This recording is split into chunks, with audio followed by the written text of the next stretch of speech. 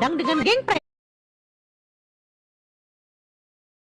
Tak pernah dengar nama itu. Tiba-tiba saja mereka dihadang dengan geng preman di sekolah ini. Si murid baru berbisik kenapa wajah mereka tua-tua. Temannya berkata kalau umur mereka itu muda, cuma kalau tampang memang tua. Temannya ini mau pergi karena takut, tapi si murid baru mencegah. Temannya berkata kalau macam-macam dengan geng ini maka akan babak belur. Si murid baru berkata akan memanfaatkan mereka untuk mencari Yutihung. Si murid baru pun mendatangi geng preman itu, dan si ketua mengatakan kalau ia mendengar ada murid baru yang katanya sangat kuat. Maka si ketua geng mau menantangnya. Si anak baru berkata itu juga yang ia mau. Tiba-tiba temannya minta izin mau beli es krim. Si anak baru bilang kalau ia mau juga yang rasa vanila. Setelah itu tanpa aba-aba si murid baru mengeluarkan gerakan secepat kilat dan menghajar si ketua geng dan wakilnya. Setelah itu si anak baru mengajak mereka lompat dan sampailah mereka di lantai 4. Ketua geng dan wakilnya ini ngos-ngosan di bawah, mutar-mutar dan terbang. Namun ternyata si anak baru belum puas dan melempar mereka turun lagi, dan ditangkaplah mereka dengan si anak baru sehingga bisa mendarat dengan mulus. Namun hasilnya roh mereka seperti mau lepas dari badan. Bahkan si ketua geng rambutnya jadi seperti sapu ijuk. Lalu Surpresa, eu vou.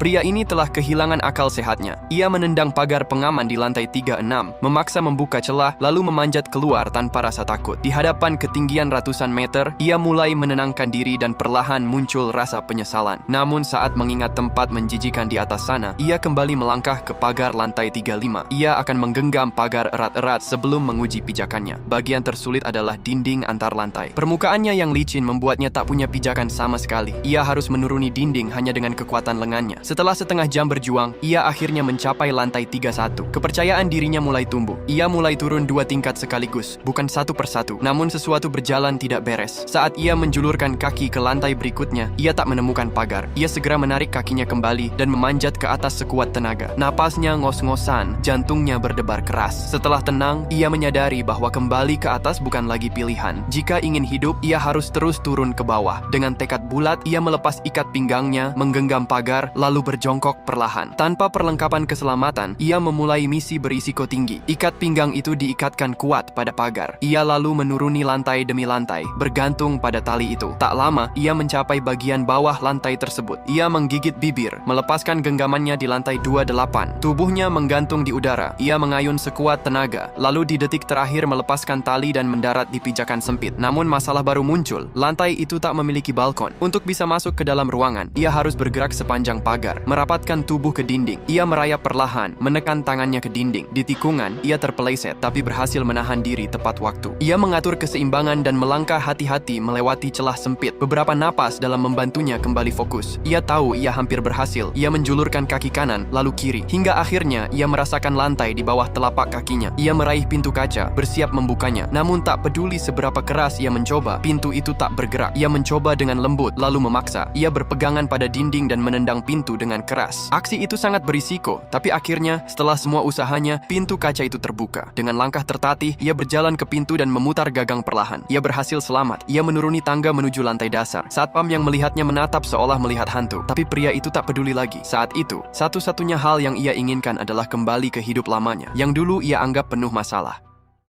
Pria ini telah kehilangan akal sehatnya. Ia menendang pagar pengaman di lantai 36. Selamat tinggal adikku yang malang. Yah, jatuh deh. Maafin aku, tadi aku kepleset dan gak sengaja jatuhin adik ke jurang. Apa? Adik sekarang gimana? Adik udah gak ada, maafin aku. Ya udah nggak apa-apa sayang, nggak usah sedih. Lucu banget sih adik baruku. Mama mau kasih nama dia siapa? Mama mau kasih nama dia Angel. Angel kan nama adik yang dulu meninggal, kenapa sama sih, Ma? Ya biar mengenang almarhum adikmu yang sudah meninggal. Ren, untuk merayakan kelahiran adik barumu, kita pergi ke gunung itu yuk. Gak mau, Mah, aku masih trauma. Ya udah, kapan-kapan aja deh.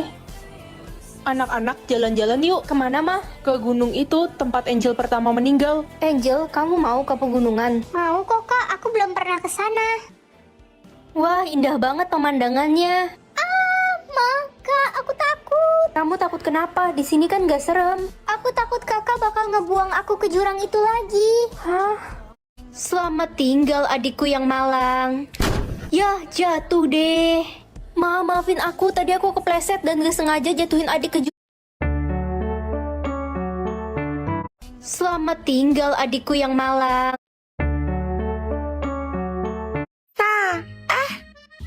kosong sih? Tante Tifa, skripnya mana? Iya tante, kok hari ini belum ada skrip buat kita?